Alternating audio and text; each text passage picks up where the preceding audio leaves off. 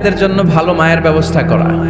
ওমরে ফারুক রাদিয়াল্লাহু তাআলা আনহু যখন খলিফা, এক বাবা এসে বিচার দিল, খলিফাতুল মুমিনিন, আমিরুল মুমিনিন, আমার ছেলে আমার কথা শোনে না, বেয়াদবি করে।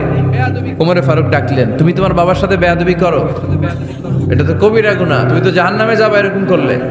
ছেলে বলে, হ্যাঁ আমিরুল মুমিনিন, সব দায়িত্ব কি আমাদের? বাবা মার দায়িত্ব নাই? ওমরে ফারুক বললেন, আছে। কি দায়িত্ব আছে? ওমরে ফারুক বললেন, বাবার তিনটা দায়িত্ব। নাম্বার 1, আইয়ানতাকিয়া উম্মা, বাবা তার ছেলের জন্য ভালো মায়ের ব্যবস্থা করবে। সুবহানাল্লাহ পড়বেন না? আইয়ুহসিনা ইসমা, ভালো নাম রাখবে। আইয়ুআল্লিমাহুল কিতাব, কোরআন শিক্ষা দিবে। এবার ছেলে বলে, শোনেন, আমার আব্বাই তিনটার একটাও করে নাই, তিনটার একটাও করে নাই, আর বিচার দিতে আসছে আমার নামে। আমার মা হচ্ছে এক জাঞ্জি, নর্তকী নারী, এক অগ্নি উপাসকের কাছে ছিল, আদব আখলাক ভদ্রতা সভ্যতা কিচ্ছু জানে না। আমার মা আমার জীবনে কিছুই ভালো কিছু শিখায় নাই। নাম্বার 2, আমার নাম রাখছে সাম্মানি জুলা ইয়ানি খানফাসা, আমার নাম রাখছে সামসিকা। নাম কি? এটা একটা নাম হইলো? ওয়ালাম ইউআল্লিমনি হারফাম মিন কিতাবিল্লাহ, আল্লাহর কিতাবের একটা অক্ষর আমার শিখায় নাই। ওমর ফারুক এবার রেগে গেলেন, বাবার ঘাড়ে ধরলেন, তুই বেটা বিচার দিতে আসছিস ছেলেরে নিয়ে, এখন তোর বিচার হবে আগে। এক নম্বর দায়িত্ব, ছেলে মেয়েদের জন্য ভালো মায়ের ব্যবস্থা করতে হবে। কিসের ব্যবস্থা? মা ভালো তো সন্তান ভালো, মা ভালো তো, এটা কি বুঝতে পারছেন? নাম্বার 2, ভালো মায়ের ব্যবস্থা করলেন। এবার দাম্পত্য জীবন শুরু করলেন। এবার আপনারা আল্লাহর কাছে নেককার সন্তান চাইবেন। সন্তান দেওয়ার মালিক কে? আল্লাহর কাছে দোয়া করবেন, রব্বিলা তাযারনি ফারদাও ওয়া আনতা খায়রুল ওয়ারিসিন। এটা নবীদের দোয়া, পারেন না দোয়াটা? সবাই পড়েন আমার সাথে, রব্বিলা তাযারনি ফারদাও ওয়া আনতা খায়রুল ওয়ারিসিন। এর মানে হলো, আল্লাহ আপনি আমারে নিঃসন্তান বানিয়ে দুনিয়ায় রাখবেন না, আপনি তো উত্তম উত্তরাধিকার তৈরিকারী, আপনি উত্তম সন্তান দানকারী, ঠিক কি না? আল্লাহ তাআলা সন্তান দেন, এজন্য আপনি দোয়া করবেন, এই দোয়াগুলো পড়বেন। রব্বি হাবলি মিনাস সালিহিন, আমার সাথে সাথে আওয়াজ করে পড়েন, রব্বি হাবলি মিনাস সালিহিন। কেউ বাদ যাবেন না, আওয়াজ করে সবাই পড়ুন, রব্বি হাবলি মিনাস সালিহিন। এর অর্থ হচ্ছে, হে আল্লাহ আপনি আমাকে নেককার সন্তান দান করেন। আওয়াজ করে পড়েন আমিন। নেককার স্ত্রী, নেককার সন্তান আল্লাহর কাছে চাইতে হয় ভাইয়েরা, না চাইলে পাওয়া যায়। তাহলে 1 নম্বরে ভালো মায়ের ব্যবস্থা করলাম সন্তানের জন্য। 2 নম্বরে আমরা আল্লাহর কাছে দোয়া করলাম। 3 নম্বরে আল্লাহ দোয়ায় সাড়া দিলেন, আল্লাহ ছেলে বা মেয়ে কিছু একটা দিলেন, তখন শুকরিয়া করবেন কার? নাকি না শুকরি করবেন? অনেকে ছেলে পছন্দ করে, মেয়ে পছন্দ করে না, আছে না নাই? আলহামদুলিল্লাহ এইখানে এরকম কেউ নাই। এই আছে, তুমি জানলা কেমনে? আমি বাঁচায় দেওয়ার জন্য বললাম নাই, এরপর এরা কয় আছে।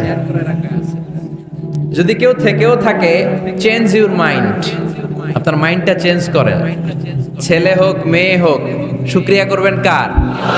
কারণ পৃথিবীর এই যে বড় বড় বিজ্ঞানীরা মাইক বানাতে পারে, মোবাইল বানাতে পারে, কম্পিউটার বানাতে পারে, রকেট বানাতে পারে, জেট প্লেন বানাতে পারে, হেলিকপ্টার বানাতে পারে, কিন্তু পৃথিবীর সব বিজ্ঞানীরা মিলে একটা বাচ্চা বানাতে পারবে? একটা সন্তান বানাতে পারবে? আর্টিফিশিয়াল মাঝে মাঝে রোবট বানায়। একটা রোবট আসছিল আমাদের দেশে, সোফিয়া নামে, মনে আছে?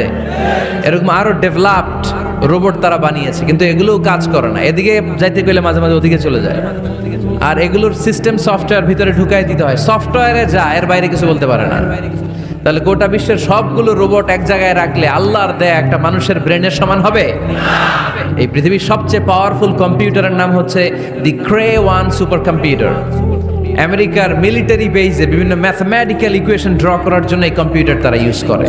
এরকম 10,000 সুপার কম্পিউটার মিলেও একটা হিউম্যান ব্রেইনের সমান হবে না। চিল্লায় পড়েন সুবহানাল্লাহ।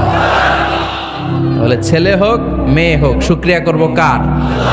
অনেকে ছেলে হইলে মহা খুশি, পাড়ার সবাইরে মিষ্টি খাওয়ায়, মেয়ে হইলে খুশি হয় না, আছে না নাই? এরকম করবেন না, কারণ আপনার হাতেও নাই, আপনার বউয়ের হাতেও নাই। কার হাতে?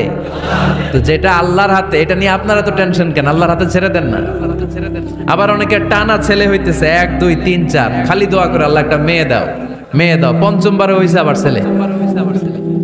আছে? আবার অনেকের টানা মেয়ে হইতেছে, 5টা মেয়ে, খালি দোয়া করে আল্লাহ একটা ছেলে দাও। 6ঠবারও হয়েছে মেয়ে। এটা আমার হাতেও নাই, আপনার হাতেও নাই, ডাক্তারের হাতেও নাই। কার হাতে? যারটা যার হাতে, হের হাতে ছেড়ে দেন। পারবেন নাকি না শুকরি করবেন? আল্লাহ বলে খবরদার, দুনিয়ার সবাই অনেক কিছু বানাতে পারে, অনেক কিছু তৈরি করতে পারে, কিন্তু একটা সন্তান দিতে পারে না। তুমি 6টা ছেলে পাওয়ার কারণে নাশুকরি করো, মেয়ের জন্য আমার বিরুদ্ধে কথা বলো। এমন অনেক দম্পতি আছে 20 বছর কেঁদে কেঁদে জীবনটারে শেষ করে দিল। আমি এমন পরীক্ষায় ফেলেছি, একটা সন্তানও তাদের দেই নাই। আল্লাহ অনেকে কিছু দেন নাই। ছেলে দেয় কে? সবাই বলতে হবে, ছেলে দেয় কে? মেয়ে দেয় কে? ছেলে মেয়ে দুইটাই দেয় কে? আবার কাউরে ছেলেও দেন না, মেয়েও দেন না। তিনি কে? এজন্য তিনি বললেন, ইয়াহাবু লিমান ইয়াশাউ ইনাসা ওয়া ইয়াহাবু লিমান ইয়াশাউ যুকুর আও ইউযাওয়িজুহুম যুকরানা ওয়া ইনাসা ওয়া ইয়াজআলু মান ইয়াশাউ আকিমা ইন্নাহু আলিমুন কাদির। পড়েন সুবহানাল্লাহ। আল্লাহ রেখে বললেন, আমি এমন এক সত্তা, আমি যারে চাই তারে ছেলে দেই, যারে চাই তারে মেয়ে দেই, যারে চাই তারে ছেলেও দেই, মেয়েও দেই। আমি এমন এক সত্তা, যারে চাই না তারে ছেলেও দেই না, মেয়েও দেই না। তিনি কে? তিনি দেন। এজন্য শুকরিয়া করবেন কার?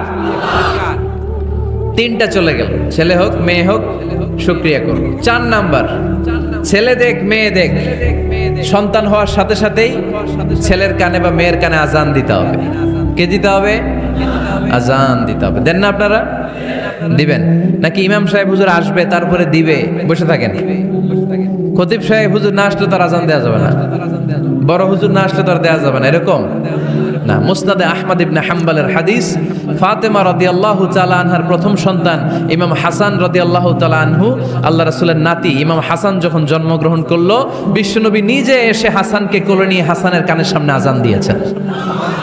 আযানা রাসূলুল্লাহ সাল্লাল্লাহু আলাইহি ওয়াসাল্লাম আলা উযুনাইল হাসান হিনামা ওয়ালাদাতহু ফাতিমাতু বিসসালাহ।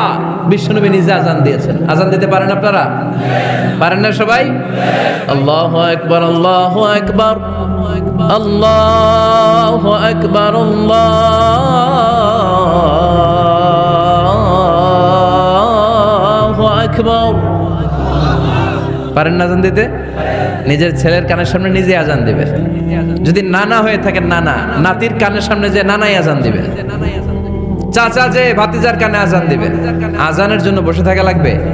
আমরা প্রত্যেকে আজান পারি কি পারি না? তো কেন আজান দিব বাচ্চার কানে? 2টা সিগনিফিকেন্স। নাম্বার 1, যদিও বাচ্চার আমল নামা শুরু হয় নাই, জাস্ট নিউ বর্ন বেবি, এইমাত্র জন্মগ্রহণ করলো, কিন্তু পৃথিবীতে আসার সাথে সাথেই আল্লাহ বলে, ওর কানের সামনে আমার তাকবীর দিয়ে ইসলামটা ওর কানের ভিতরে ঢুকায় দাও, ঢুকায় দাও। শুরু থেকেই তাকবীর দিয়ে ইসলামের পরিচয় ওর কানের সামনে দিয়ে দাও। This is the significance number 1। Significance number 2, এই পৃথিবীতে যখন কেউ আসে, শয়তান যে তার শত্রু এসে ইয়াতানু ফি জামবাই ইবনে আদম, বনি আদমের 2 পা ধরে 2টা গুতা মারে, আর বাচ্চা ওয়া ওয়া করে কেঁদে ওঠে। বনি আদম পৃথিবীতে আসার সাথে সাথে শয়তান গুতা মারে আর জানান দেয়, তোদের কারণে আমি জাহান্নামী, তোরে সারা জীবন এমন ওয়াসওয়াসা আমি দিতে থাকবো, তোদেরকে জাহান্নামী বানানোর আগ পর্যন্ত আমি ক্ষান্ত হব না।